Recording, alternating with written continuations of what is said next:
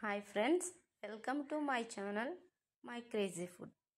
ఈరోజు ఈ వీడియోలో షుగర్ పేషెంట్లకు ఆకలి తగ్గించే రెసిపీ ఎలా చేయాలో చూపించబోతున్నాను.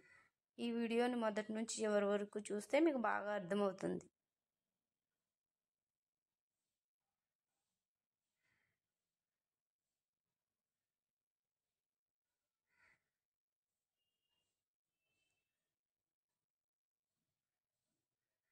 దానికోసం మొదటగా ఒక కళాయి తీసుకుని దాంట్లో కప్పు గోధుమ రవ్వని వేసుకుని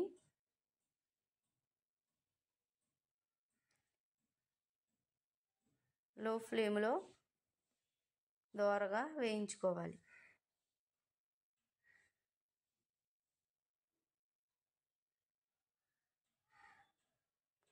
దోరగా వేగిన రవ్వని తీసుకుని పక్కన పెట్టుకుని అదే కళాయిలో 3 టేబుల్ స్పూన్లు ఆయిల్ తీసుకోవాలి.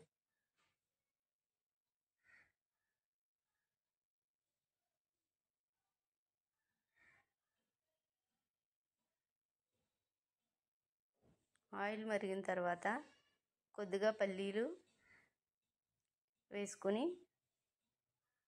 కొద్దిగా కలుపుకొని అందులో కొద్దిగా జీడిపప్పు కూడా తీసుకోవాలి. రెండింటిని దోరగా వేయించుకొని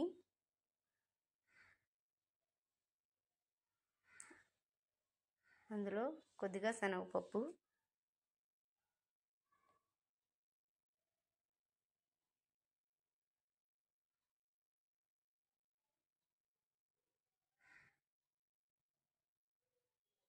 అలాగే కొద్దిగా పొట్టు మినపప్పు,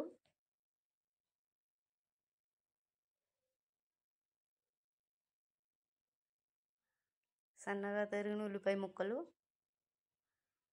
అలాగే కొన్ని పచ్చిమిర్చి ముక్కలు కూడా వేసుకుని వేయించుకోవాలి.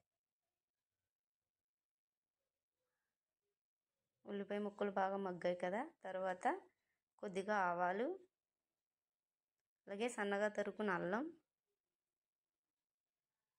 2 ఎండుమిర్చి పీసెస్ చేసుకుని వేసుకుని అవి కూడా వాటితో పాటు వేయించుకోవాలి.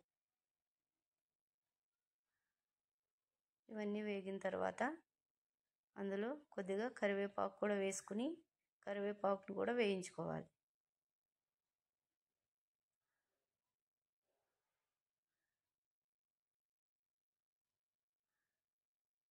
ఇవన్నీ బాగా వేగిన తర్వాత అందులో 1 కప్పు రవ్వకి 2 కప్పుల నీళ్ళని తీసుకోవాలి. అందులో రుచికి సరిపడా సాల్ట్ కూడా వేసుకోవాలి. ఒకసారి అన్నీ కలుపుకుని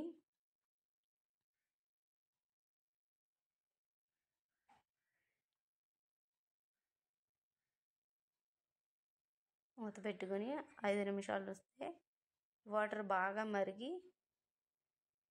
మరుగుతుంది. దాంట్లో మొదటగా వేయించి పెట్టుకున్న రవ్వని వేసుకుని ఒకసారి కలుపుకోవాలి.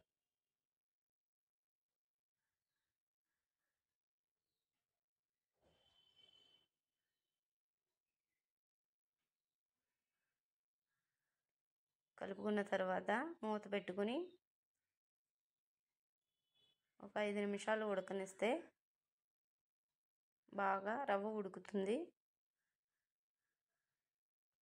ఈ విధంగా రవ్వ ఉడికిపోయి రెడీ అవుతుంది. దానిపైన కొత్తిమీరని చల్లుకోవాలి.